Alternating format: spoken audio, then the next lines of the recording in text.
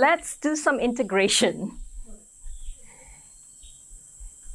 So many different pieces flying around, swirling around. Let's kind of bring them in and integrate.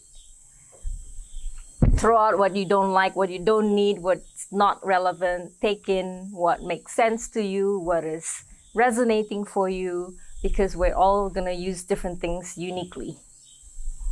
So there's no one size fits all. Some things will be more meaningful to others and then not so much for others. So we're going to do a little bit of review, unpacking, going under the layers, yeah? It's a free-for-all. No need to say, my name is, just bantai. It's a process of integration. So whatever you need to do to integrate into your brain. Think if you're a living system or your computer system, how would you defrag? How would you integrate? You've heard a lot of terms, words. Some make sense, some don't make sense. Let's go back to where we started. There's the messy whiteboard over there. We have some boxes, we have some circles, we have some scribbles. Maybe you look at it now, it looks a little different. You see some things you didn't see before. You see some layers, new layers.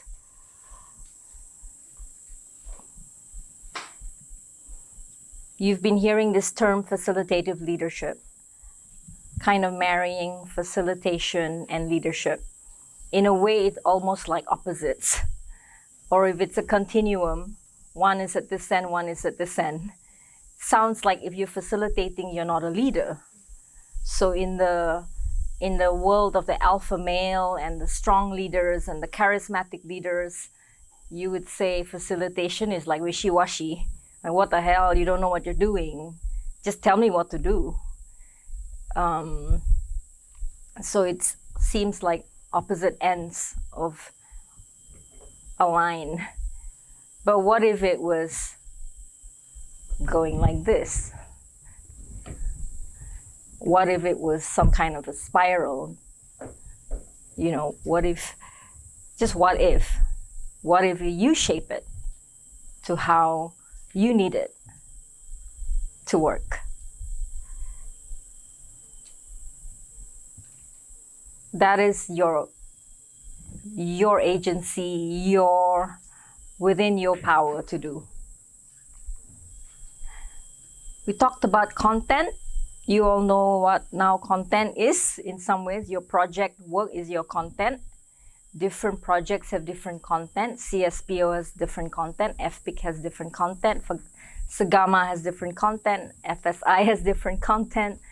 Sabah Arts Gallery has different content. And then there's process. I think the dominant paradigm, maybe this one, I don't know, puts a lot of emphasis on content. And content has to look a certain way. Even better if it comes from a university, or even better if it comes from, maybe it has more legitimacy if it comes from experts of content. And then you're getting to learn this whole world of process. One of my mentors said to me, the reason you want to know what you're good at or what your strengths are and what you're bad at or what you're weak at is to be effective. So even if you've been doing some facilitation, you have some sense of process. Being more aware of it, being more intentional, will already increase your effectiveness. So, and then knowing your strengths in it, like, oh, I do this one well. I do this well. I don't do this so well. Like all the things, Carms and Victor, they have lots of files of folders of exercises, and I don't do that well. I don't keep lots of libraries of exercises. I may do it and then I chuck it out. Oh, thanks, that worked for then. So I think all of you will discover what your style is like. And then that journey will go on for the rest of your life if you choose to be on that path of walking that continuum. The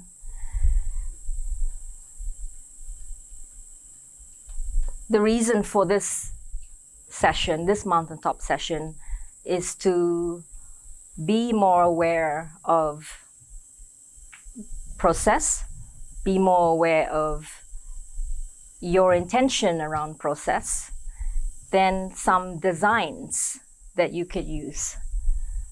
So if you have a situation or a problem, then you can look at your range of designs, depending on your stakeholders, depending on the sectors, depending on the systems, depending on the solutions. So we talked earlier about, on the first day I talked about DEI as a foundational principles: diversity, equity, and inclusion.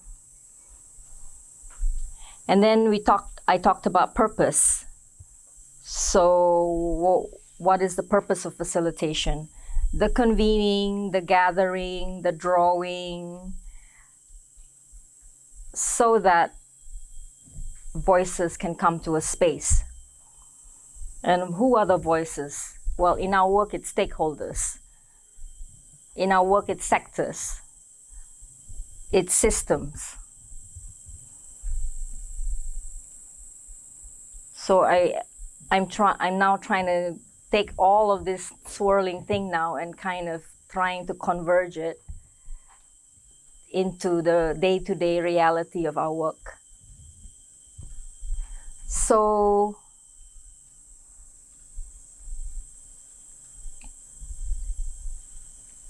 in the realm of purpose, where you're bringing voices, stakeholders, sectors, etc. together, you're going to encounter these different dynamics, either that dynamic or something in between. If you're in the kampong, you already called out what it is. Tamu, bonfire, aramaiti, meeting the kampong, nature, the moon, etc., etc. You will encounter all those things which seem to be more like natural cycles.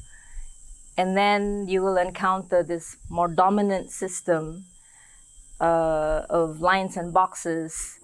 And we know that it's mostly government, political parties, church, clubs, companies, even some families, even some NGOs. So we work with both. And when we've talked in theory about seeing the system, this is part of seeing it.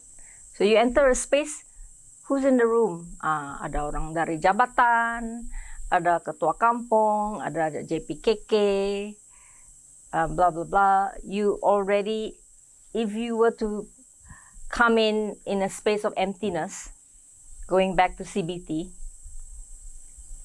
and being present, you can actually sense the dynamics. You can immediately see the dynamics. If you were to train your eye and go like this, you can see all the invisible things. But actually, they're quite visible if you're focusing on process. If you're just focusing on the tangible, oh, here's a group of people, 35 people, all the chairs are filled. agenda 1, 2, 3, 4, 5. You will miss the entire process. You see what I'm saying? So this is kind of training your faculty to see those chalk up like invisible things. But actually those are the things that affect the results. So why is the journey? The journey is as important as the destination. We circulated to you a bunch of materials, resources, videos. I hope you saw some of it, if not all of it, read some of it, if not all of it. I know it was a lot. In your folder, we really did our best to summarize the key things. So there's 11 pages. Open space, the U, World Cafe, and appreciative inquiry.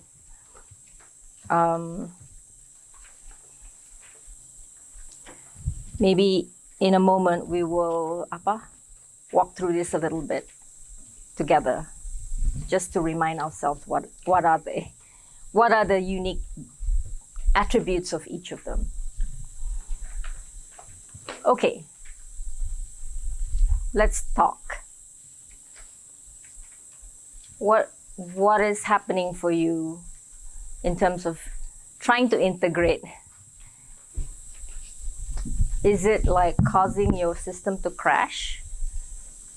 Or you feel it's a natural integration?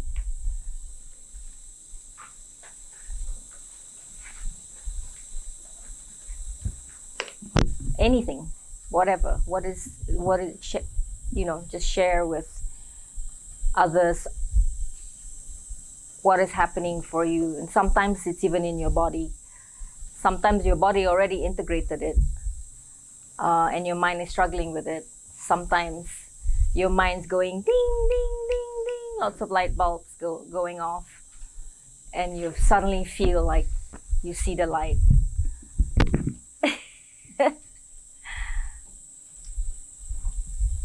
Let's share, let's hear. What is your process of integration?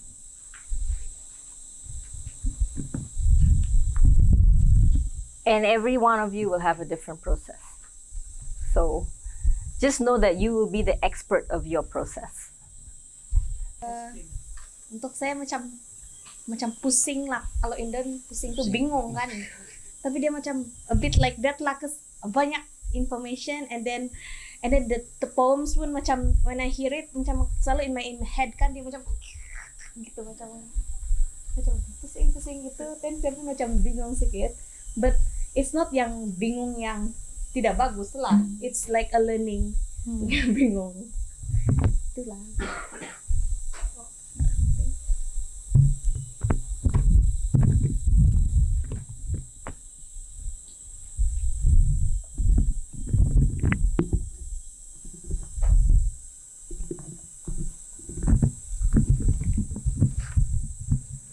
So perfect for a integration or filtration process.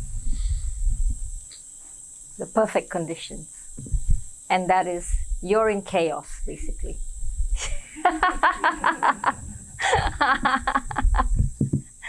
How do I feel? At the moment, I feel like I don't have the energy, because I think it's very subtle. Macam kalau tapai kan, macam sudah masak punya bah. When you drink it, you don't actually feel the effect. I don't know if you drink the tapai. Because I remember when I was like, I didn't have this opportunity like this to learn facilitation. I learned it through different times. Moderator, then I was like, wow, so happy, very good, no? How to learn moderation, how to give attention to quiet people, noisy people, how to stop them, all these things. So I remember that time, wow, it's shock bah. The energy is like exploding. Like the tapai baru kana mau masak kan. So I still remember that sense. But now it's like, okay,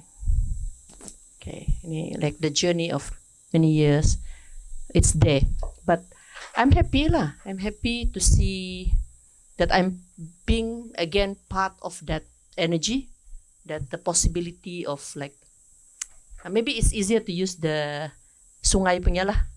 I like the metaphor of sungai. When you from the ulu, then you will experience more rapid and all this, a lot of danger or the stones. But when you are already at the nearing the sea, there is this sense of like anxiousness, because you're not going to be the air tawar, bah. You're going to be the brackish, and then after that you've been in the sea of again don't know what. So that kind of calmness, but yet anticipation, a little bit of that anxiety. Same, but the energy is not as swift as before lah. So I'm glad to travel this far, and I know I will become, if I'm a water, I will become evaporated. That means die in spirit maybe, but again return to the ulu sana. So I'm like knowing this cycle that we have built is seems like a joy to anticipate. Okay, thank you. Trying to macam answer your questions about integration kan. Having learned all of these various tools and now I think I can see which tools is appropriate for what kind of process lah. I can go on more, but I will just stop at there.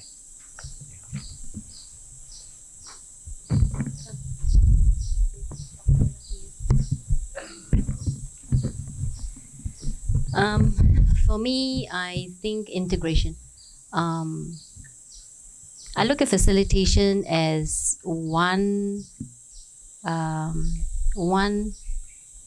model for a process. I think for myself, I do many other things. I teach, I counsel, and I facilitate in a way. So I'm also similar like Neville lah. So now, after these 2 days, I'm trying to absorb and try to see, when a situation arises, whether it needs to be facilitated or not, or whether it needs to be moderated, and also to be more intentional if I have to use facilitation lah. Yeah. So self-reflection lah with this.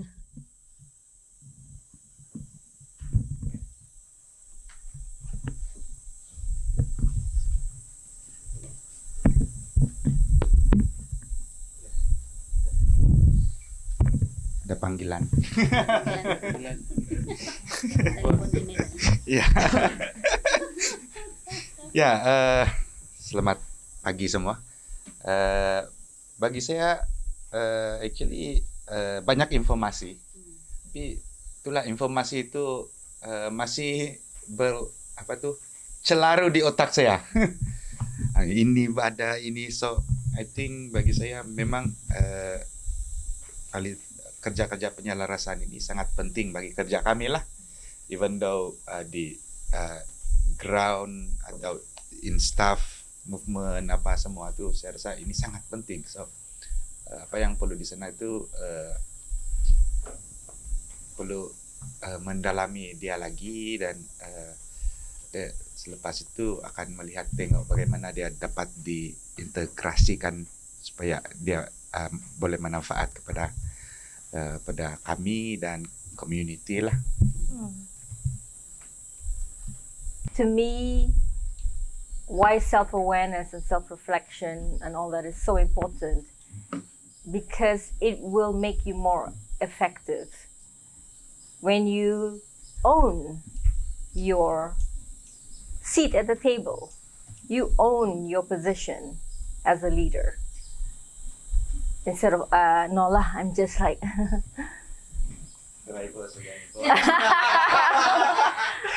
I call that disingenuous. Go and look the word up. Disingenuous. Basically, it's BS.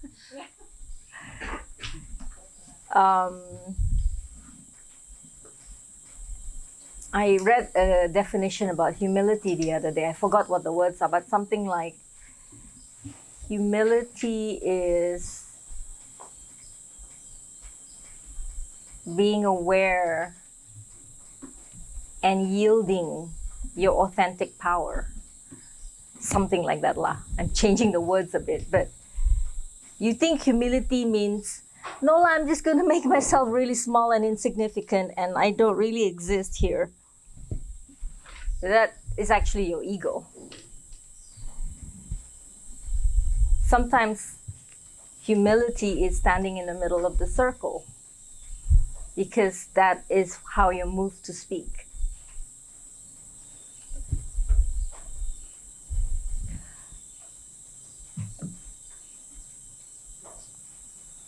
So somebody said yesterday, or whenever that was, the people at the bottom of this hierarchy is actually the most powerful, but they don't know it.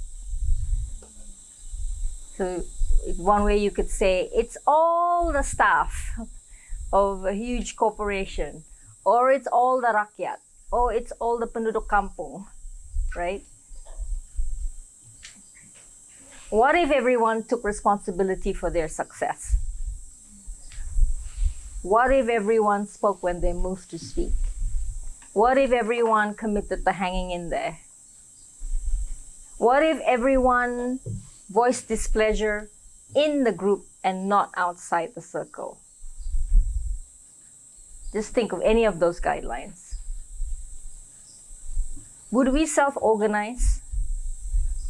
Would we begin to form groups?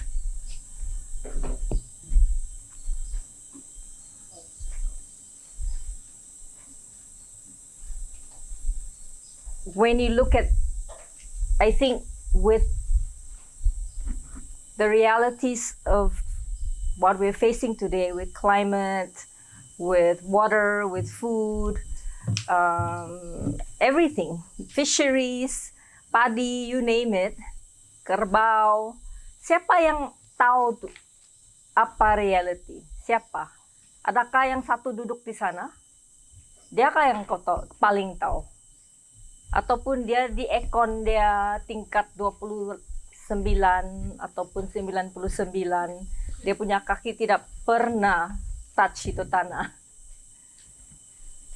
And everybody under him just like, yes boss, no boss, you know the best, you, kaulah yang paling tahu semua. You tell me. Then he's gonna surround himself with people where he will tell him the things he wants to hear. So then why don't you go down and you think, we talked about disempowerment yesterday. Do we have a disempowered system?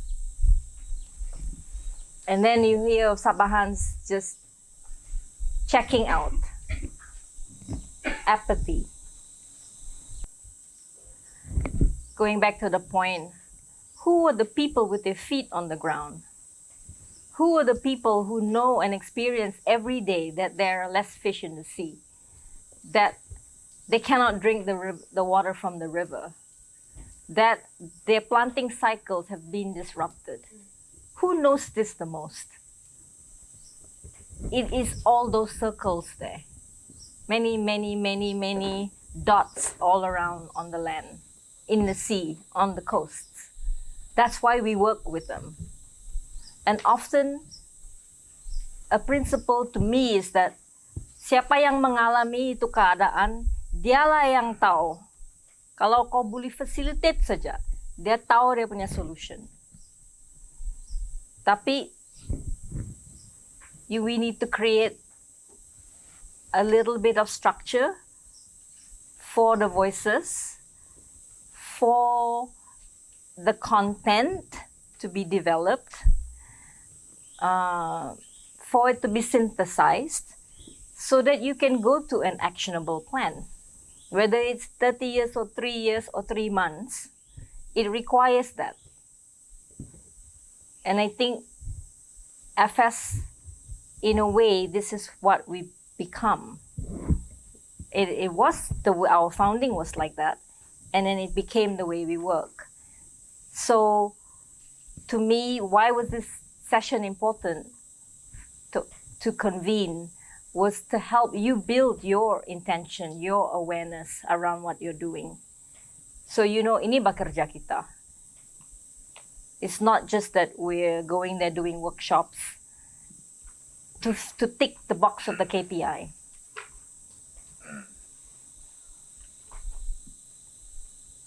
Put your eye, yes, there are boxes.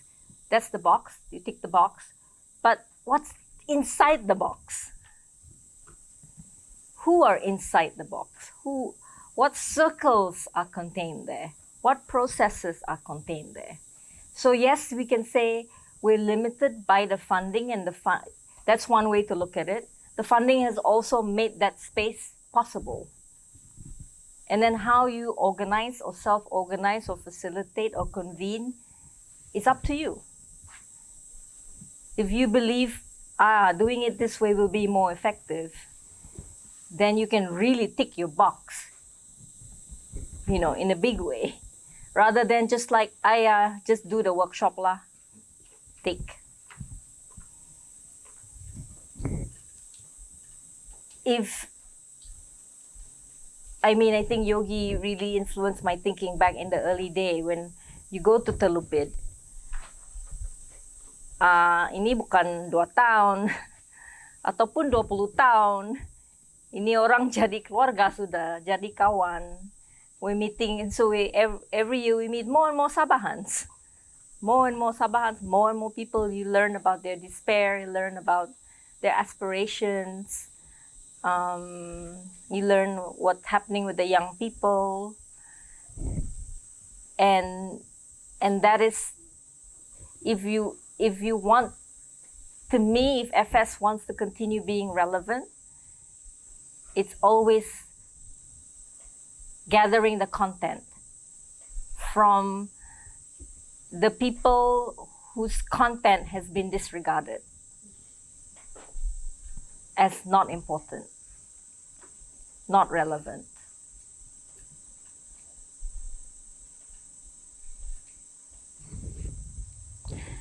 So these tools, and that's what they are tools. To me, the way I do it is like, I know this. Yes, I've trained in these things. I've done a couple of sessions of this. This is like your tool bag.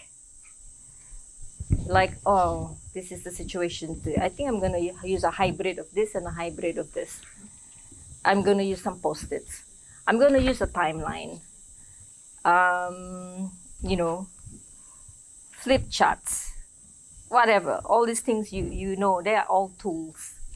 You see how we gathered the 3 topics yesterday using the Post-its, the non-Post-its. It was easy, right? But then you actually did gather the wisdom of the group. All you did was ask them to write 2 Post-its. You clustered. You see which were the top most Post-its. Then it was like, many people want to talk about it. And then you, as a facilitator, you see what is the natural flow of this. Then you also, because the 4 of us looked at it and we're like, well, it seems like it's this. It seems like this, and then this, and then this. Then we talk about it, and da-da-da. Like, I, on my own, down in my room, I can't say, well, I could have, but maybe one will not be relevant. I think I'm going to make them talk about 1, 2, 3. And then I'm going to tell who's in the group. And I'm going to, you know what I mean, all these things. But so quickly, so easily, we could harvest the interests of the group through the Post-its. Kan? Timeline you can use when it's appropriate to see, what have we experienced here together as this group? Or what actually happened in this process? Let's say the JCSC did a timeline. You might find it quite interesting.